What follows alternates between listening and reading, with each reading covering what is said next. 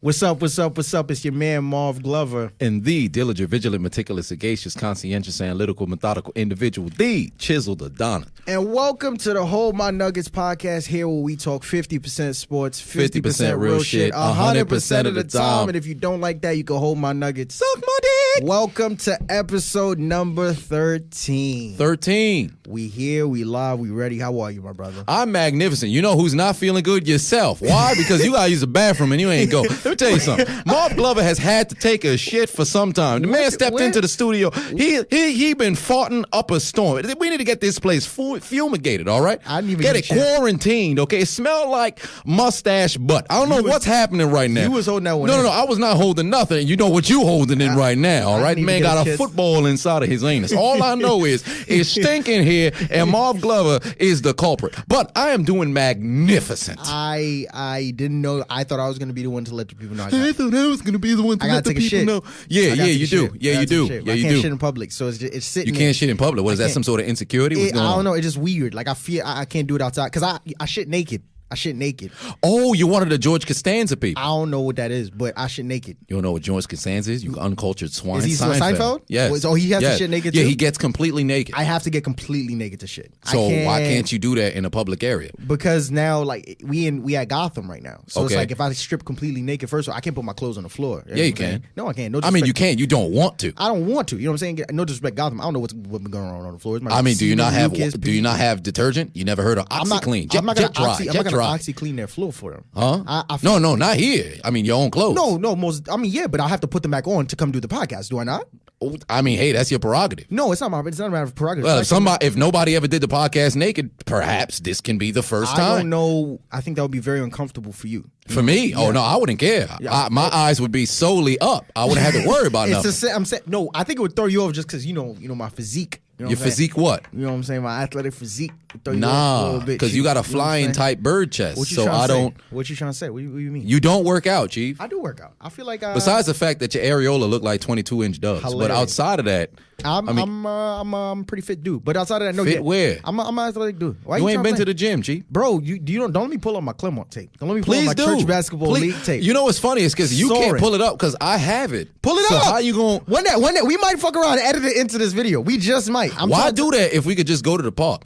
What you mean? What happened? Nah, we could just go to the park. Matter of fact, we live on IG right now. We're going to put out a poll tomorrow. Who want to see me play this man in the park one-on-one? We will go live the next day. I haven't played in so long. It don't matter. Neither have I. No, but I'm I'm a newbie to the game. Basketball? What is that? We went from talking about me shitting naked to you challenging me one-on-one in the game of basketball. Yeah, because now I'm going to beat you so bad, you're going to feel as if you naked taking a shit. On myself. That was absolutely. I like how you brought it full circle. Yeah, that's kind of what I do, but I'm a terrible comedian. Hilarious. Well, no, we here, we live, we ready. Yeah, man. we are. You know episode 13. We made it. Yeah, man. You know what 13 mean? It's not Friday though.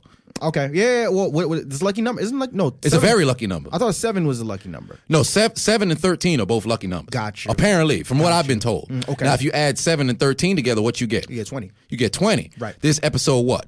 13. Now add 20 to 13. What is that?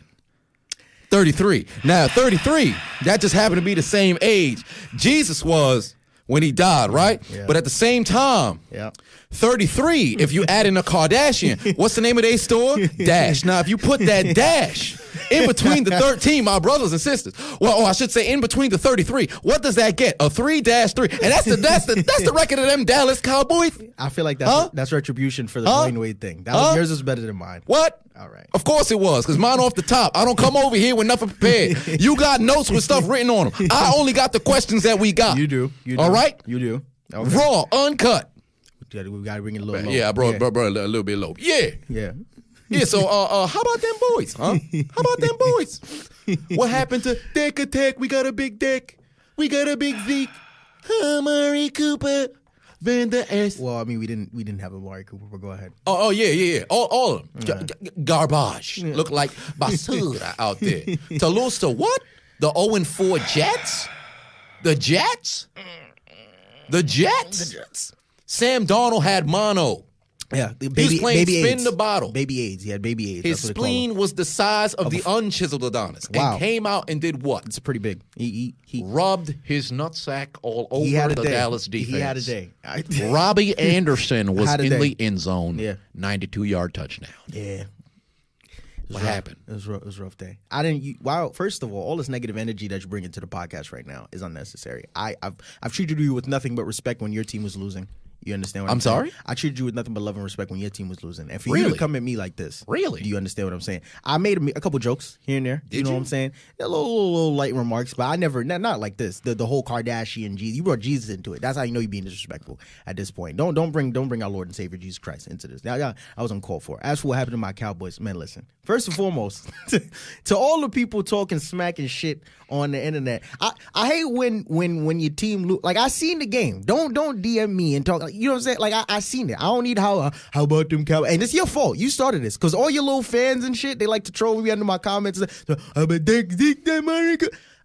Keep all that shit. Really? Yeah, really. Oh, it was me who started it. No, it's you. It's your fault. I'm a little upset now. I try to be cool. I try to be professional. You understand? I try to stay to myself. I didn't even want to start with the Cowboys, but I knew we was going to bring it up. Everybody in there. I literally saw people in the comments like, make sure, people would comment to you, make sure you destroy Marv Glover about it. Make sure you talk about the Cowboys. All this other bullshit. All right, so we want to talk about the Cowboys. Let's talk about the Cowboys. We lost. Huh? Is that what you want to hear? 24-22. We lost. We did. We lost to an 0-4 team. A team that we should have won. All right, a guy who had baby AIDS, mono.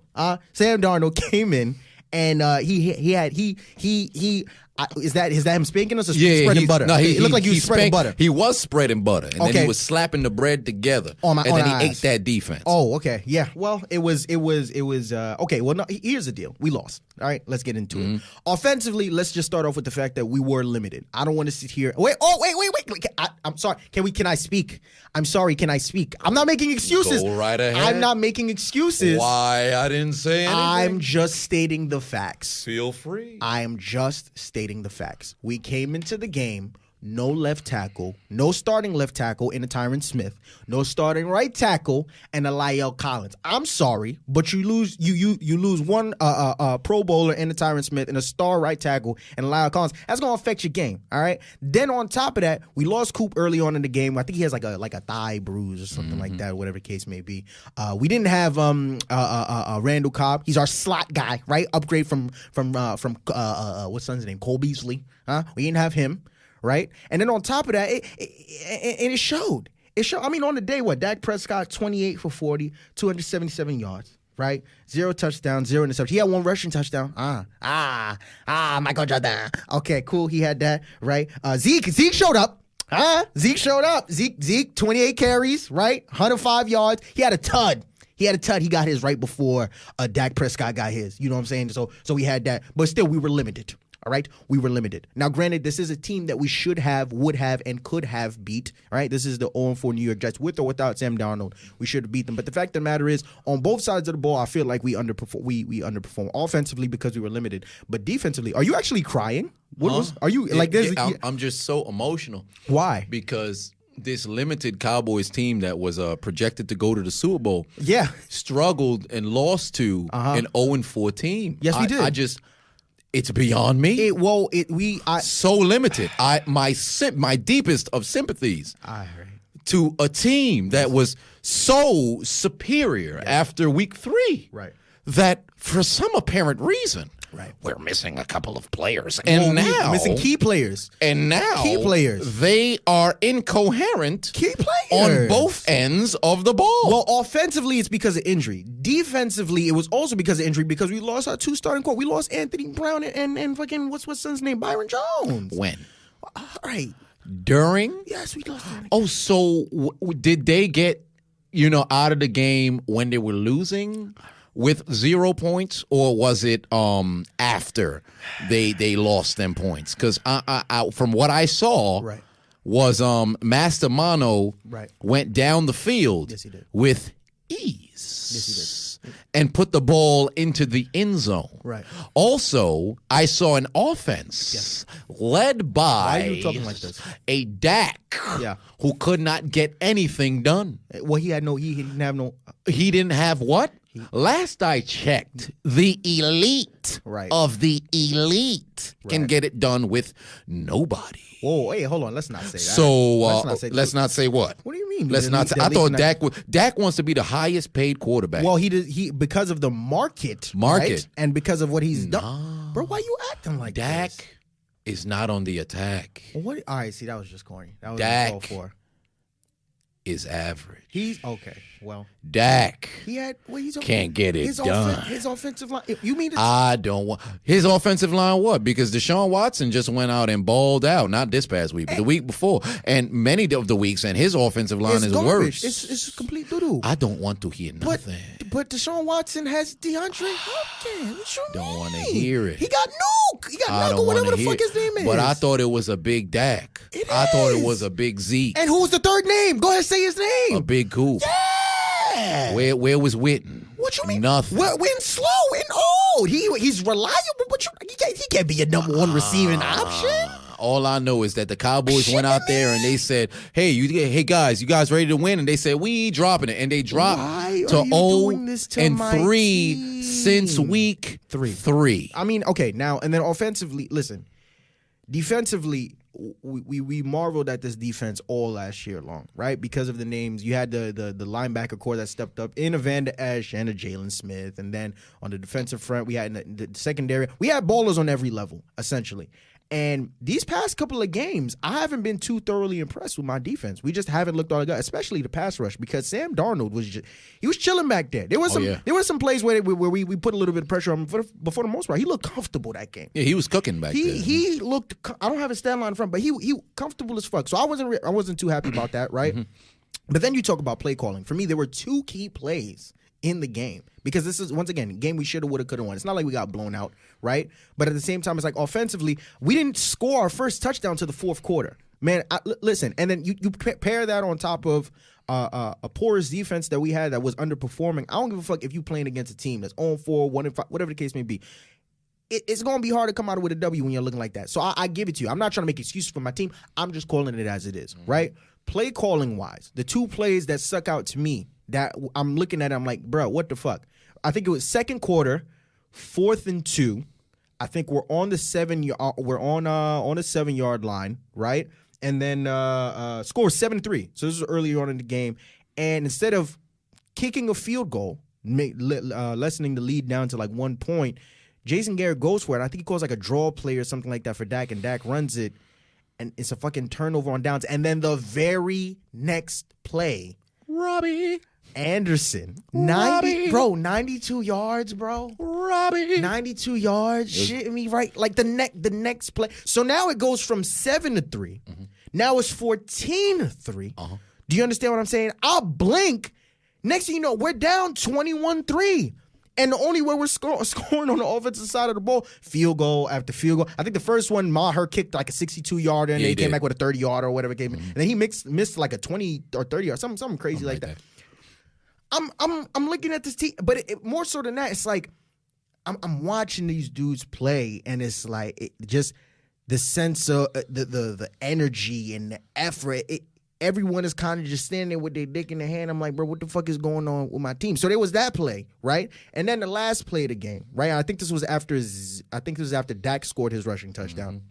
Mm-hmm. Go for a 2-point conversion, right? I think 2-point conversion, tie the game. Jets blitz us, and Dak doesn't go to fucking Michael Gallup. He doesn't go to Tavon Austin.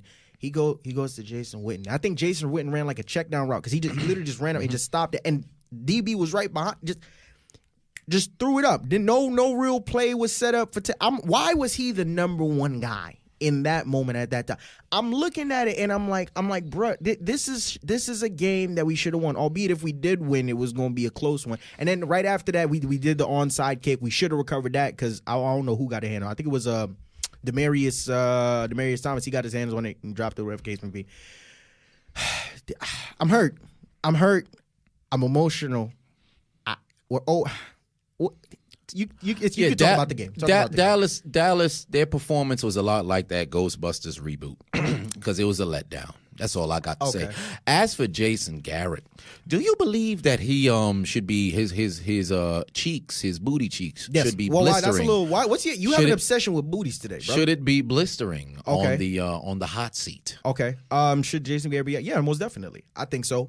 There were some reports that came out today that Jerry Jones and Stephen Jones basically like denounced any idea that he was. See that. Yeah, you did see that, and that broke my heart. That really and truly it did broke my heart, because the fact of the matter is, right now we're in a situation where we've just lost 3 back-to-back games. All the games that we could have, would have, should have won, right?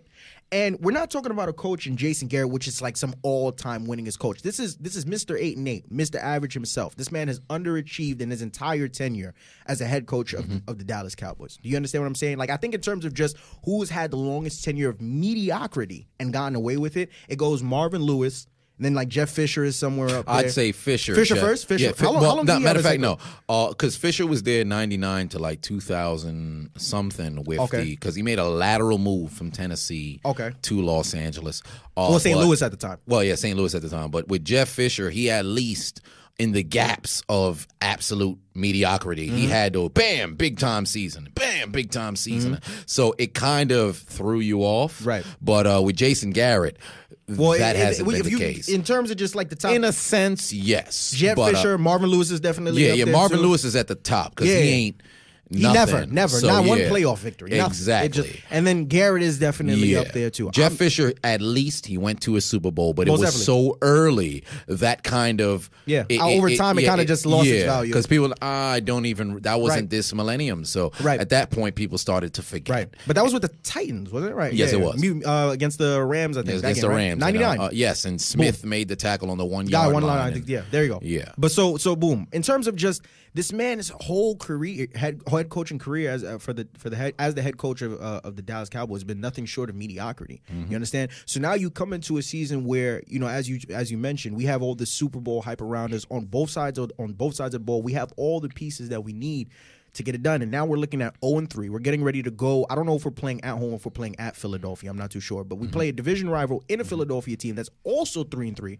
We're on the verge right now of possibly going on a 4-game losing streak. I think there's every single reason right now for Jason Garrett to be on the hot seat. But there was something that came out. I think it was like a stat or something that up until a certain year, Dallas has only ever had 1 year where they've gone through multiple head coaches. Otherwise, they've always let the head coach finish throughout their tenure. For me, the way that I look at it is if we lose, hypothetically speaking, because I don't think it's going to happen, but if we were to lose to the Philadelphia Eagles, and that Monday, Jason Garrett is still the head coach of the Dallas Cowboys, for me, they're telling Dallas Cowboys fans everywhere, hey, I think for me the season is a wash. We're gonna wait till the end of the year and then we're gonna fire Jason Garrett. Only for the simple fact that, as I said in the last episode, I don't think anyone is going to run away with this division. I think it's going to come down to the last 2 games. Do you understand what I'm saying?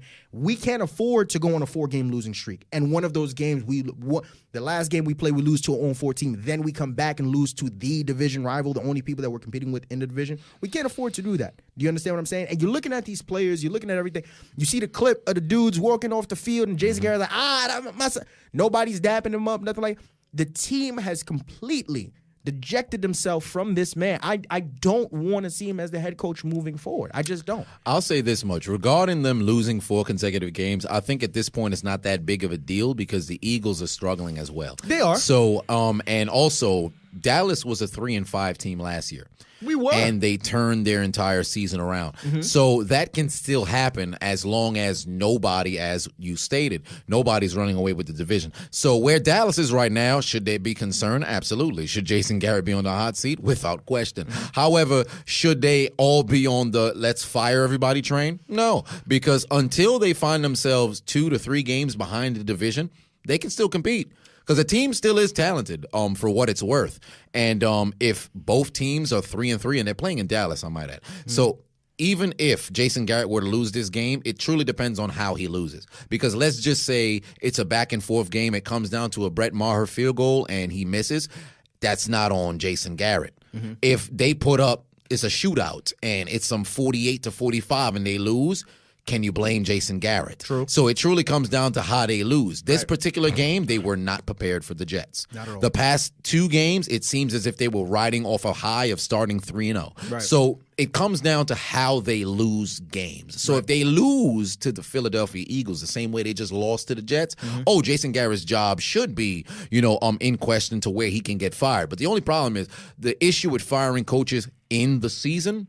Who do you feel confident with replacing him with? And if you can't give a solid answer, at least as a front office, to say this person can take us to where we want to go, don't make the move. Just wait until the offseason. Most definitely. I mean, if they were to make the move, obviously, in terms of who would move up as interim head coach, I think Kellen Moore would get the job. Most likely. I think me and you have talked about it off camera just in terms of who we would want, who I would think would replace him. For whatever reason, the past couple of years, Sean Payton has been a name that's been thrown out there because, people have thought about Drew Brees' retirement looming and things of that nature. But I can't see that a serious situation where something like that would happen because for me, if Sean Payton comes in, him being the kind of coach that he is versus what Jerry Jones wants in a head coach, I think it would be a similar situation as the Jimmy Johnson thing where it would just be a constant butting of heads because I want to do this and you want me to do that and I'm not going to capitulate to you and you want me to, it's just not going to happen. So I think if it was to happen, Kellen Moore would step in, and then in terms of who would be a serious candidate towards the end of the season, I've said Tony Romo. I could see something like that happen. I don't know if he'd be interested in doing it, but that Jerry Jones wants to clearly, given how long Jason Garrett's tenure with the head coaching, being the head coach for the team has been, he wants to hire someone that, he is his buddy, is his friend, whatever the case may be, an in-house hire, right? So it most likely would be Tony Romo. The man's familiar with the team. Of course, he knows the game. I think the players would rally around him, whatever the case may be. But for me, I guess when I talk about him getting fired, I look at two things. I'm looking at, like I said, the overall energy and the team morale and how they're reacting to him and just how the overall effort looks on the field. You understand what I'm saying? I think they are, going back to your point, that it could be a thing of them riding off of the high of the first few games and then facing real competition, getting smacked like, oh, shit. And they're still kind of dazed. It could be one of those things. Or it could just be one of those things you're like, yeah, we really don't want to play for this dude. Like, he's just not it. You know what I'm saying? A lack of leadership thereof. So it's that. But then also, I'm looking at the rest of the schedule. Granted, like I said, the Eagles are struggling too. But when you look at the Cowboys schedule, I think after this after the Eagles we play the Giants, and then I think after that we play New England, or if I'm not mistaken, and then somewhere down the line I think we play the Bills as well. I think we're supposed to play the Rams. We got a couple games where I can look at them and be like, we can lose that game. Not that we will lose the game, but there are a couple of games on the schedule that we can lose. So for me, it's like, if the overall, I guess, vibe and energy and just chemistry that's going on right now within the locker room, especially with this man, doesn't change up, I don't know about this team, bro. I'm concerned. I love my team, but I can't get behind this guy. I'll ask you a question about teams. What do you think about Kansas City? Do you think the fans there should be concerned after their fall to Houston? Because watching that game, it was thoroughly exciting. And there's one thing that should be pointed out. First and foremost, Tyreek Hill came back. He told one defender, hold my nuggets. Suck my dick. Yeah. It was bad. So it was bad. You see the moss? Yeah, it was. It was nice. He went up his shoulder pad. And the DB caught it. He literally snatched it. Oh, yeah. Out of his hand. He said, give me that. I want that. And he's 5'9". Like Is he really? He's like 5'9", 5'10". I think he's like 5'10". Yeah, like 5'9", 5'10". All I know is he was beating coverages like he beat his children. Wow. It was nice. Yo, come on. And it's a children's show. Hey, this is a children's show. So we shouldn't be talking about Tyreek Hill. So basically, he went over there 2 TDs and everything, man. Yes, sir. Mahomes, he had 3 TDs on the day. I think it was like 279 or 327. 273. 273 through the air. Virtually no run game. But I'll say this much. The pivotal moment, well, 2 pivotal moments in the game. In the second quarter, there was a situation in which it was a 4th and 1. Deshaun Watson and the Texans went from Kansas City's 40. He threw it deep to try to go into the end zone. It was intercepted by the Kansas City defense. Rather than batted down to where they can get a 1st and 10 from their own 40, they intercepted it in the end zone and got a touchback to bring it to the 20. Very next play, they fumbled. The Texans recovered. And then they ended up going into the end zone, scoring and taking the lead. Kansas City did take the lead later on. But then the Texans went on a long drive, regained the lead, and that was pretty much the game. Right. The lack of football IQ from that defense ultimately is what cost them. Right. On the ground, Carlos hide-and-seek had over 100 yards. Yeah. He was getting it done. Deshaun Watson through the air wasn't anything special this past game, but on the ground, he was doing dirty when they got into the red zone and found the end zone. If I'm Kansas City, I'm concerned about, 1, the run game, 2, the defense. Okay. Because if they just rely on Patrick Mahomes to bail them out, they become the Green Bay Packers. Okay, fair enough. And if that happens, you're going to be looking at a lot of exciting games where you put up a lot of points, but it doesn't result in playoff victories. Okay. I'm with you on that. When you look at it right now, I have the stats in front of me. Defensively, the Kansas City Chiefs are ranked 19th against the pass and 30th against the rush. Right, so in terms of their ability to run the football, they're not all that great. But defending, of course, not all that much either. But what's kept this team afloat we saw it last year, right? Going all the way back to last year, defense was the number one question mark about this team. That was all that we talked about. We marveled then, and we still do now at the offense because of all the pieces that they have, and of course Patrick Mahomes. But defensively, they just weren't able to get it together last year. But then they acquired a Frank Clark from the Seahawks. They acquired what's son's name, Tyrann Mathieu, who we haven't really been talking about all that much this season. Yeah, he pretty much made maybe 2 plays all year thus far. Got you. So it's like, and for us. For me, I didn't think that it was necessarily going to turn things around, but I thought the addition of Tyrann Mathieu was definitely going to have an attitude adjustment, at least for the team. But now it's like it's the same old story. I think you can go as far. I don't have the numbers in front of me. I think they kind of look a little worse than they did last year. It's really, really bad. Oh, absolutely. Yeah, I agree because they can't run the ball at the same. Bringing in Shady, I thought they would have been able to. Of course, he has to ingratiate himself into the offense, but losing Kareem Hunt truly did affect that team. Yeah, most definitely. And I would be concerned because they were supposed to be Super Bowl favorites, and now I can't say they are. They still have the firepower most definitely to contend with New England, but that defense continues to be their Achilles heel, and if they cannot consistently run the football effectively, it's not going to happen. It's going to be clipped when they get to the postseason. Well, you got to think about it. Right now, the New England Patriots are 6-0. There's talks right now about they might fuck around and go 16-0. Even if they don't go 16-0, we know the fact of the matter is they're going to get a bye in the first week in the postseason because of the division that they play in. We know they're going to get the number 1 seed, right? So then basically what that means is for Kansas City, we assume that they're going to get the number 2 seed, right? They're going to play in the divisional round and then boom. As per usual, the conference championship game is going to end up in Foxborough. We're going to get a preview of that game. I think they play each other on the 8th of December. Yeah, something like that. And it's going to be Kansas City at Foxborough. So we're going to get a little sneak peek into it, right? Well, not necessarily a sneak peek of the championship game because I can't necessarily say they'll be the ones who's going. I can say New England will probably be there. Right. But for Kansas City, there's a bit of question marks. But hypothetically, hypothetically. Because the thing is, once again, we both agree the defense is horrendous, but because of how high powered that offense is with the Patrick Mahomes, Travis Kelce, one of the best tight ends in the game, now them getting a Tyreek Hill back. Damian Williams has shown flashes, right? Sean McCoy hasn't really been as effective as we would have expected to, but the fact of the matter is this offense is still, I mean, my goodness, right? But fact of the matter, I keep saying fact of the matter. I seen a comment. Yeah. I'm trying to stop the shit. Yeah, somebody says, take a shot every time Marv Glover says fact of the matter. I hate that shit. Whoever said that shit. Hey, they caught on because you got words that you just can't move away from. Much like how I say nevertheless, so we ain't talking about that right now. No, but I mean, your vocabulary is stretched. You understand? Yes, so absolutely. I don't really got that. You know what I'm saying? So fact of the matter is, you try to stretch the epidermis of your vocabulary, enhance your lexicon. I'm gonna work on it. I'm gonna start reading dictionaries and thesaurus. You should. And shit like that. Thesaurus. Okay. All right. Yeah, I'm gonna do them both. Why not? What's the issue? What's the problem? There you go.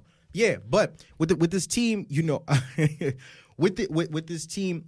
I think that right now they still because of how high powered this offense is, because you got 15 in that backfield, they still are right now Super Bowl favorites, right? They can be beat, right? I think that the Texans are, given what we saw in that game, the Texans can beat them, right? I think that another team. Well, they did. Well, they can, but also in the postseason as well. Yeah. I think the Colts are also another team to pay attention to. They've been very, very impressive, and they've done it already, right? So, when we look at those two teams, those are definitely two teams that can beat them. But I'm very concerned for this Kansas City team because as high powered as that offense is, at the end of the day, when it comes into the postseason, your ability to run the football and defend is what's going to be most important when it comes down to the wire. So now I'll ask you this regarding the two quarterbacks that did play between Patrick Mahomes and Deshaun Watson. Yeah. Who would you say is ahead in the MVP race? Because as of right now, they're not even in my top 3. Okay.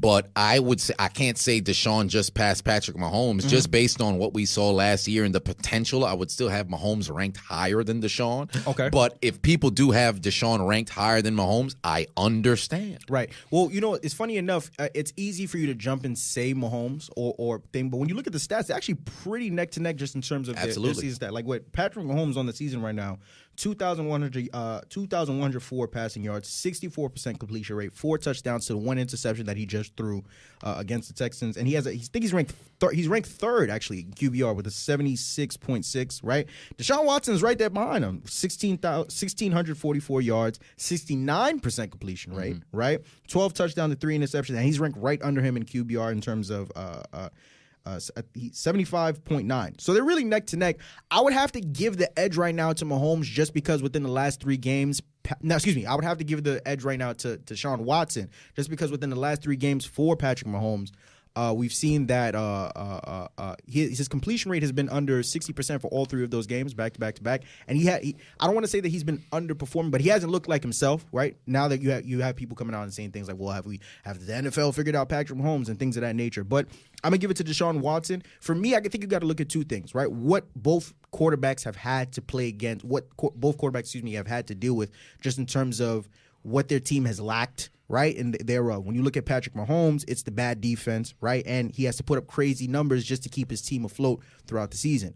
Now with the Deshaun Watson, where I give him the edge is that terrible offensive line that he's had to deal with, but his ability to continually produce week after week. The man has been sacked 18 times this season. I don't know if that's he's ranked number 1 in terms of most sacks, but I'm gonna go out on a limb and say he is, because 18 times in the season, I don't know. As a individual, I would say maybe on the season so far. But I think the Jets have probably been the most sacked team. I think didn't he have 10 sacks? Yeah. Falk ended up getting sacked. He 10 times or 9 times. He got abused, harassed. It was absolutely terrible. But for right now, I think I'm gonna have to give I would probably give the edge to Deshaun Watson, not by much, but I definitely right now I think he's ranked above him. What about you?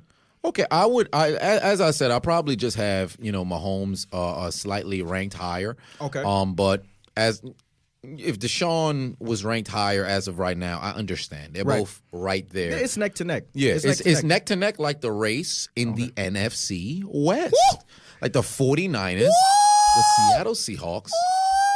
And the not really the Los Angeles Rams anymore, but pretty much, them 49ers, they're balling, undefeated, 5-0. I gotta ask you, man. Based on the NFC West is one of my favorite divisions to watch right now. A lot of stuff going on. I mean, outside of the Rams and fucking the Cardinals, right? Based on what you're seeing from the 49ers, them along with the Patriots, the only 2 undefeated teams left in the NFL. But we're focused on the 49ers right now, right? How far do you think this 49ers team can go? They can make it to a conference championship. Okay. I'm still not thinking Super Bowl yet. They've got to show me a little bit more. Okay. But they have potential to get there.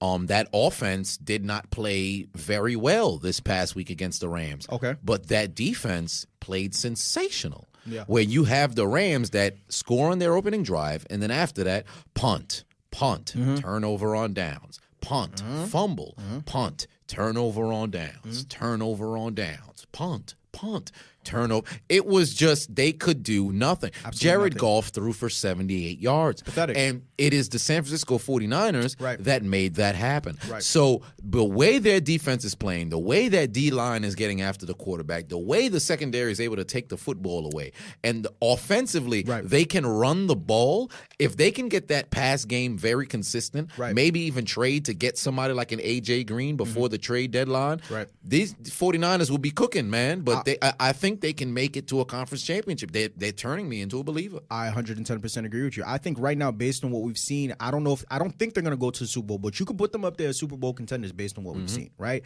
You want to know who they remind me of? They remind me of their friend within the division, because right now they're a team where they have a great defense, they run the ball effectively, right, and they have a quarterback in a Jimmy Garoppolo who hasn't necessarily been stunning, but he hasn't been bad either. He's been good. He's been pretty good. Reminds you of the Legion of Boom days with Russell Wilson earlier on, where we was calling Russell Wilson the game manager, or whatever, but mainly the offense ran through Marshawn Lynch, right, and the defense you had Cam Chancellor and Bruce, all those cats, right. So it's the same thing with them. I think right now you can put them up there as Super Bowl contenders. Would I have them going to the Super Bowl? No. I think that I don't know. I think I could see them in the conference championship game. But for right now, I'm loving this team. I still think I want to wait a little bit longer down throughout the year to see how Jimmy G performs. Like I said, he has been pretty good thus far, but down the last stretch of the season is really where we're going to see him test things out. I don't think so far this season he's thrown the ball more than 30 times or whatever, just mainly because they've been running the offense through Matt Breida, who's been sensational. But towards the end of the season is where I'm really going to be paying attention to this team. But all in all, man, I've been thoroughly impressed with him. What do you think about the Los Angeles Rams now that they're 3-3? Atrocious performance. Yes. They just shipped away Marcus Peters. They brought in Jalen Ramsey. Yes, they did. Now, there's a lot of talks about, given how the NFC is playing, and you see the success of the NFC North and Seattle and the 49ers being neck and neck in the NFC West. Right. With the Rams being third in that division, is there a chance they're going to miss the playoffs? Oh, no, they're missing the playoffs. Oh, wow. All right. It's done. You know what I'm saying? Like, I mean, look at it like this. I think that, like you said, from when it comes down to who's going to win this division, it's obviously between the Rams and the Seahawks. I personally think that, like I said, you mean the 49ers and Seahawks? Sorry, my bad. The 49ers and Seahawks. I think it's going to come down. I think the Seahawks ultimately are going to win the division, like I said, because I think the last stretch of the year is going to come down to quarterback play, and I'm always put my money on Russell Wilson before put it on Jimmy G. That's just how it's going to go, right? So now, hypothetically speaking, let's say the Seattle Seahawks do win the division. I think that the 49ers are still going to continue to perform throughout the year, right? And I think that they're going to occupy one of the wild card spots going into the playoffs, and I think the other wild card spot is going to go to a team, most likely a team in the NFC North. The Los Angeles Rams are just not going to make the playoffs. It just doesn't seem like it's going to happen. They have to figure it out. They haven't been able to get together. Todd Gurley with his arthritic knees, it's been absolutely terrible. And you look at Jared Goff as well. He hasn't been performing all that well. I just can't see it happening.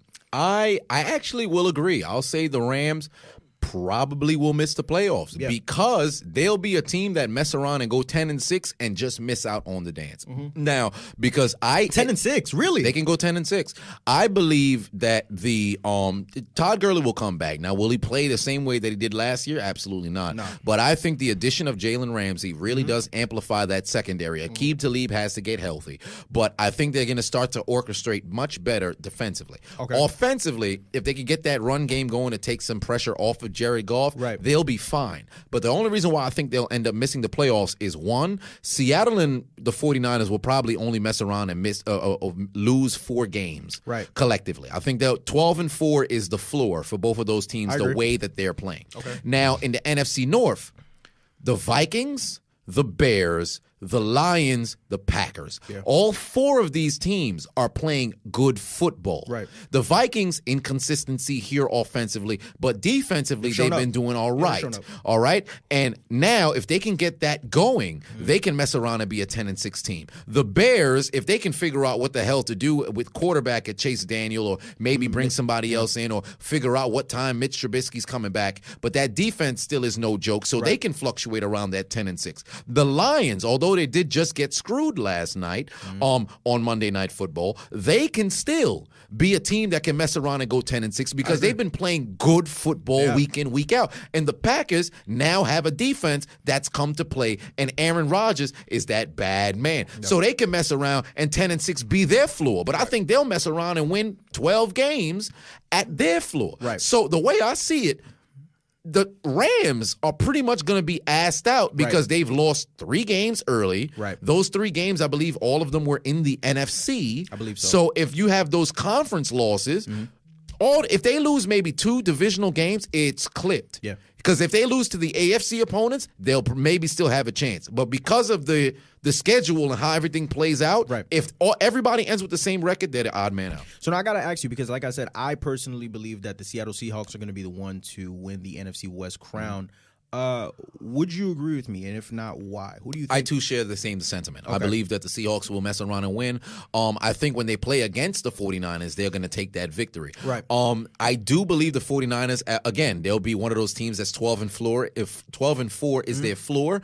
But ultimately, I think the Seahawks will probably have a better record down the stretch. Most definitely. But they're going to be very close, neck and neck. It'll most likely be because the Seahawks either won the last game to break the tiebreak or beat them twice. That's why they win the division. But I just got Seattle winning, but it's very close. It's very, very close. Yeah. But we're going to stay in the NFC. We're going to move to another division, right? One of your favorites, the NFC South, with your favorite team, the Falcons. They're in there. A favorite. They're in there. Your favorite team, Falcons. I played for the Grady Falcons. Yeah, I know. Me too. Atlanta Falcons. All right, you went to a school that didn't have no sports. Let's focus. What you talking about? Let's focus. I was on the team in spirit. You feel me what I'm saying? Spirit. It's spirit. You understand? I was there. Quarterback. I was a quarterback. Wide receiver. Running back. DB. Safety. Linebacker. Waterboy. NFC South. And with a very familiar team in there. I'm talking about the Carolina Panthers, who have looked very impressive. 4 consecutive wins. And it's been absolutely stellar. Now, the talk now has been about the timetable on Cam Newton's injury, when the man will return. I'm not necessarily sure if you have any info on that. I don't know. When he'll return, I have absolutely no clue. I would know. They haven't even been talking about Cam's return after seeing, because Kyle Allen's not even really balling like that, but he's racking up W's. So you roll with the hot hand. Now, a lot of people are asking questions as to when Cam returns, should he resume as the starting quarterback? Right. Initially, I would say yes. However, if Kyle Allen just continues to win, the offense is working cohesively with him there, I would keep him there as the starting quarterback. I don't see the reason as to move him. I still love Cam. I still believe Cam is that man. But if the offense is flowing with Kyle Allen, roll with him until the train breaks. Boom. But if you first reach adversity and he messes around and have like a 3-interception game, or the fumble bug comes back and he just keeps putting the ball on the ground, don't yank him immediately. Let him battle that adversity for maybe 2 games. But if it becomes something of consistency, then you put Cam back in. But from where I stand right now, I'd keep Kyle Allen in. I'm right there with you. I think that ultimately, here's the thing. There's no debate or discussion whether who's the better quarterback between Kyle Allen and Cam Newton. I'm taking Cam Newton every single day. But the fact of the matter is, this is a situation. This is a different situation. You got to understand and recognize the context of this situation. Going off of what you just said, right now they're in a situation where they're 4-game win streaks, back-to-back wins. Christian McCaffrey right now is looking like the runaway MVP for the season. The man has been playing. Except for the last game. He did. No, him and Russell Wilson. They're up there. But even though he did, I don't want to necessarily say he went to bed, because the Tampa Bay defense is very, very good at they stopped him. They were the only team that really corralled him this season. Right, and he still was able to get 2 touchdowns, 1 rushing and 1 receiving touchdown. But the fact of the matter is, right now, the team has rallied around Kyle Allen, and on top of that, Christian McCaffrey, and the offense is running very cohesively through them. Cam is the better quarterback. But the fact of the matter is, we are in the business of winning football games. And if it ain't broke, don't fix it, right? Absolutely. Cam is the better quarterback, but who knows what can and will happen to the offense if right when he's healthy, they just throw him back in there and yank Kyle Allen. It might mess with the chemistry. Who knows? I think that right now, and I've gone on record to say it before, I think that, I know you did disagree with me. I've gone on record to say I personally believe that the Panthers should explore trying to trade Cam Newton. I don't know if it's going to happen, but I think the fact of the matter is, again, with Cam, you have to understand that this is an aging quarterback whose game is mainly based on his physical ability, right? And when it comes to his ability as a passer, there's always been questions about his ability to put the ball down the field. And when you look at all of those things, I think that even if they were to still put him in, they'd still try and run it through Christian McCaffrey, but you just don't need to put him in right now. I think even if there is a game where Kyle Allen kind of wets the bed, I think they would still give him another game to see if it would be a back-to-back type of situation. And then they would have reason to yank and be like, all right, Cam, you back in, and then things would go back to normal. But right now, I think it should just stay the way it is and continue to move forward, and that the Carolina Panthers should try and move Cam before it's too late. I understand. Initially, I was reluctant to have a thought of Cam moving and them trading him, but if they were to go and try to explore, I get it. Right. However, you can't necessarily do that until you figure out if Kyle Allen is that guy. Right. Because as far as I'm concerned, they can still contend this season in that NFC South with the Saints because they're only behind them. Right. And Atlanta's wet in the bed. Tampa, we'll talk about that in a minute. And the Saints are only right in front of them by a game. Right. So if I'm Carolina, I would keep Cam up until Kyle Allen shows me he's the guy.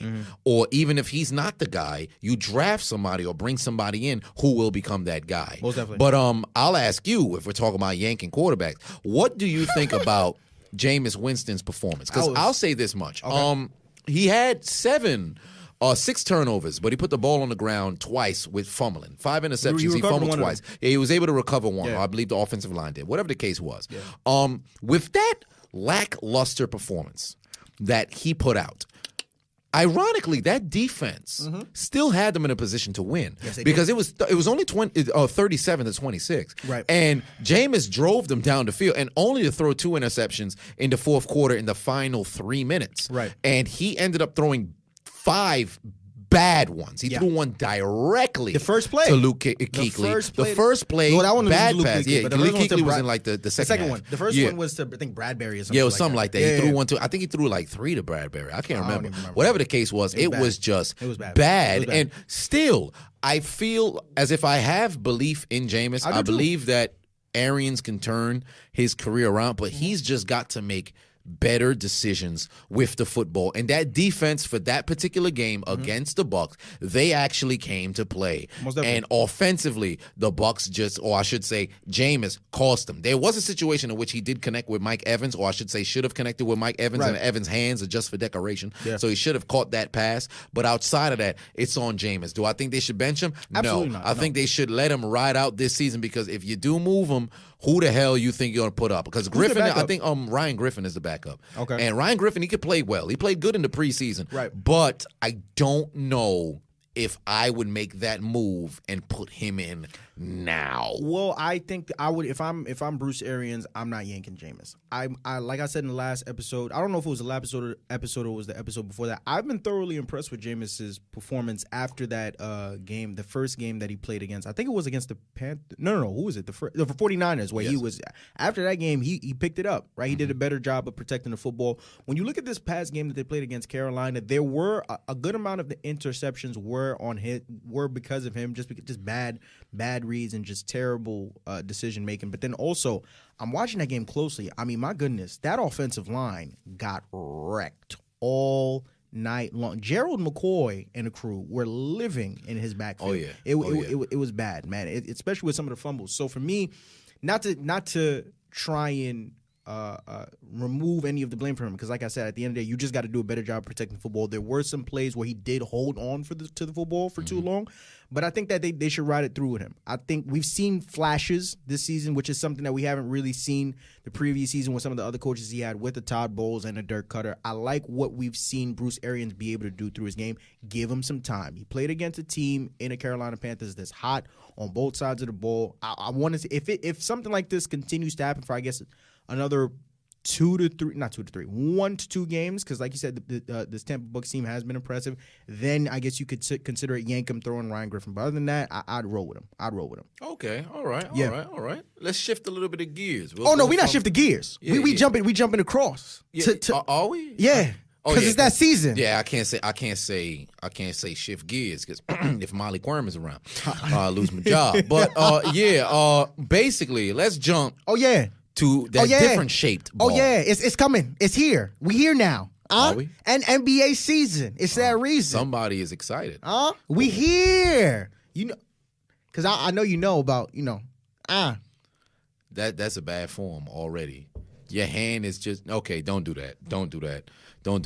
You know, jump shot got the same accuracy as Lonzo Ball as a Laker. Wow, that. Why are you disrespecting me for? Hey man, I'm just speaking the facts. NBA season is coming. It's here. I think. Why are you looking into the camera so grimacingly? What you talking about? NBA season, bro. Yeah, it is. It's that reason. It's that time. You know what I'm saying? You an NFL guy. I'm an NBA dude. You understand? I love it. We here now. You know? Are you excited? I'm excited. Oh, I am, because my Miami Heat got the Rookie of the Year. Oh, Tyler Hero, he is. Oh yeah, that boy bad. Oh yeah, that boy bad. Oh yeah, he is. We gonna get to. It's raining at all time because he's a walking bucket. I told him we here now, NBA season is on the rise, and I think this is going to be one of the more exciting seasons that we've ever seen. That's in NBA history. You understand what I'm saying? But I got to ask you. We're not going to get into too many NBA topics right now, but there are a couple of teams going into the season that have a lot of eyes on them. So we're just going to do a quick run through all of them real quick just before we close this thing out. I got to ask you first and foremost about the Pelicans, right? What are your expectations for the Pelicans, more specifically, not just the team, but also Zion and the rest of their young core going into the season? If they stay healthy, I believe they're a playoff team. I don't care what nobody says. Okay. Because they've got all the talent in the world. Right. Lonzo Ball is one hell of a facilitator when he's healthy. Okay. You got Josh Hart, who's there as well, and I believe he can put up some numbers. We need to figure out what the hell's going to be going on with that blood clot situation with Brandon Ingram. Yep. But if he could stay healthy, I expect to see him put up at least 18. And Zion coming in, he's looking like a man amongst boys, regardless of who he's playing against. Right. Now, granted, I'd like to see better footwork from him, but outside of that Pelicans team and Drew Holiday is still there as well. So I expect them offensively to be able to put up points and score at least 100 points a game consistently. Defensively, there are some question marks. I would hope that they'll be able to defend, but over time, we'll figure that out. Alvin Gentry will be their coach. Yes, he will. So I assume he'll be able to get that job done, but I expect them to be a playoff team, barring injury. I'm really excited. I think this is easily one of the top 5 teams to watch coming into the season just because of the Zion Williamson factor and just with everything else. You have Alonzo Ball who's coming from a Los Angeles Lakers team that basically said, hey, you're broken goods. We don't want you. We don't need you. And then they sent him to the New Orleans Pelicans. For me, given the new start, I got my eyes on 2 people in particular, Zion and Lonzo, because what these two are going to do for each other coming into the season, it's about to be something special. Yeah. We've seen flashes of it in the preseason. I'm trying to tell you right now, for me, I got Lonzo Ball as my number 1 candidate for most improved player. Because for me, I think his passing ability has always been his bread and butter going all the way back to college, right? There's always been questions about his shooting. His defensively, he's impressive. But now you have a guy in Lonzo who's going to have a player like a Zion Williamson, who we know his game is mainly based off of being in the open court, in transition, right? A guy like Lonzo is going to help him do some damage, man. Both of them are going to help each other hand in hand. We've seen flashes of that in the preseason, so I'm super duper excited about them. I'm not upset at you for saying that they can be a playoff team. I think the talent is there. That, for me, all falls in the hands of Alvin Gentry in terms of how he's able to corral this young group together and what kind of game plans he's going to put together for this team to perform both on the offensive and the defensive side of the ball. But I like the young group of players that they got, and even if they aren't a playoff team this year, I think that they definitely can be a force to reckon with in the years to come. From them to the Los Angeles Lakers. Thoughts, expectations on them, go. I expect them to be an NBA Finals candidate. It'll be them or it'll be the Los Angeles Clippers. I think the Golden State Warriors will still continue to contend, but ultimately that NBA championship will be played at least 3 games in the Staples Center, whether that's the Clippers or the Lakers. I expect LeBron James to be the NBA MVP. I expect Anthony Davis to mess around and possibly be the Defensive Player of the Year. I know that Lakers team is going to be coming in hot. I believe Dwight Howard will be a candidate for the most improved player on the year as well. And I think he'll resort back to the numbers that you saw from his prime. I think it's highly plausible for him to have higher rebound numbers than he's probably ever had. They're going to have shooters around for LeBron to facilitate those balls there. And when the ball go in the air, you got people who's going to be crashing boards. So ultimately, I expect the LA Lakers to at least make an appearance to the conference finals and most likely win that NBA championship. Listen, for this team, it's finals or bust as far as I'm concerned. I'm very excited because you have a player in LeBron James who's coming into the season with a chip on his shoulder. He heard all the talk and commotion coming into this year. You're too old, the Lakers this and that, whatever the case may be. I don't know if I'm going to go as far to say he's definitely in the top 3 in terms of MVP candidates to look into going into the season. Only thing that I'm questionable about is AD's health. I heard I didn't get a chance to read into the report, but he just said there was an injury report that came out recently about I don't know what the fuck happened with him, but there was I don't think he's played a season yet in the NBA, a full season yet in the NBA. Yeah, I don't think so either. You understand what I'm saying? So there's questions about that. You have a LeBron who, granted, he is an athletic freak of nature, but fact of the matter is, Father Time does not. What's the word I'm looking for? Undefeated. Father Time is undefeated, right? So I don't care if you LeBron James, whoever the case may be, whoever you are. The man is getting older. We can't ignore that, right? His skill is undeniable. His physical ability is undeniable, but he is coming off of a groin injury that's kept him out for more games than he's ever been in his entire season. So I'm looking to see health-wise what him and AD are going to put together. But otherwise, if both of them can stay healthy, easily. Okay, I'll ask you this. What about the Houston Rockets? Because I think the Houston Rockets can also be one of those teams that catch people off guard. I think the addition of Russell Westbrook is really going to do them a lot of wonders. I think they'll go further than, I can't necessarily say go further than where they were last year because they lost in the the second round, but the semifinals. But I think they can make a semifinals appearance, and if people stay healthy and they play defense rather than that whole switching that they always do. If they play that man sort of defense, I think they can mess around and probably push the Lakers or the Clippers to 7 games. And hey, if they can knock down their 3-point shots, they can mess around and make a sneaky, conference finals appearance. But I got high hopes for the Rockets. I think they'll do much better than they did last year. I think for me, the talent is there, right? But it all falls in the hands of what Mike D'Antoni does. Man was interviewed and asked recently about what his game plan is moving forward into the season with the addition of Russ Westbrook, because a lot of people were questioning, a lot of the ISO ball game planning that they had with James Harden in last season. And Mans basically was like, "Hey man, you can win basketball games like this." Well, sir, you haven't really won much yet. You won in the regular season, but in the postseason really hasn't shown. So there's big question marks on that. But the talent is there. I love PJ Tucker. I think he's the emotional leader. What Draymond is for the PJ Tucker is that for Houston Rockets. So I love him. Clint Capella is big too. He didn't show up all that much last year in the postseason against the Rockets. Meanwhile, he was asking for him and didn't show up. He has to show up when it matters most. But I think the addition of Russell Westbrook is only gonna make him better, depending on what Mike D'Antoni does game planning wise. So we go from there to a team that I just mentioned, the Golden State Warriors. What are your thoughts on them coming into the season? Well, Steph Curry, he's going to be pretty much the focal point of this team. Klay Thompson probably won't be seen until after the All-Star break. Boom. So the first half of the season, it is completely indicative of Steph Curry to go out there and play good basketball. Draymond Green will be doing his thing. D'Angelo Russell, that will be very interesting to see how that'll play out with him. Yeah. I'd like to see how he's ingratiated and meshing into that offense, but ultimately Steph Curry has to resort back to that 2015-2016 back-to-back MVP Steph Curry performance, virtuoso performances to keep the Golden State Warriors afloat. But they'll definitely be in the playoffs, and all they really need is an invitation to the dance, and then they'll let threes rain. Most definitely. Listen, the team is as long as Steph Curry and Draymond Green are on that team, of course they're playoff contenders. And with the addition of a D'Angelo Russell, they are looking to move more towards small ball, evidently so. But they're still talented enough to get the job done. I still like this team to at least make it to the second round of the playoffs, and then from there is really more of a toss-up. But I love this team. Then from there we got another team across, also in the Cali area, the LA Clippers. Thoughts on them? Conference final or NBA final? There you go. You got a Paul George, you got a Kawhi Leonard, you got a Pat Beverly. I really do like that team defensively. I think they'll be the best defensive team in the league without question. Easy. So if they can play ball the same way the 2004 Pistons played ball, you're looking at an NBA championship. Boom. I love this team, definitely. As you said, easily about to be the best defensive team. A lot of people think that they're going to be the ones to win it all this season. It really depends on what we see from the Los Angeles Lakers. But they have everything from top to bottom. Best front office, one of the best head coaches in the game right now.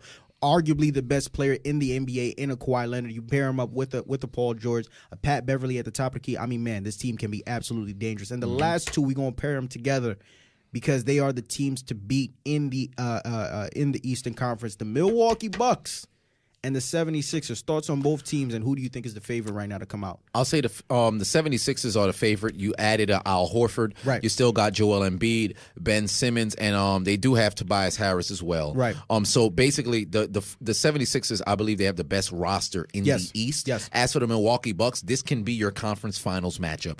But Giannis needs to develop that jump shot. Until that happens, they can only go as far as his jump shot goes. Okay. So if he cannot shoot the ball and he appears to be that same liability he was trying to shoot from the perimeter, the Bucks will lose in the conference finals. Boom. But if he develops that, I think they can mess around and shock the 76ers and go to the NBA finals. But there's a sleeper team. I'm rolling with Miami Heat. Okay. I know I may be biased, but I think they can shock everybody. I'm not mad at it. I'm not mad at it. I'm going to roll with the 76ers as the favorite. I'm going to roll with the 76ers as the favorites too. Fact in the fuck it.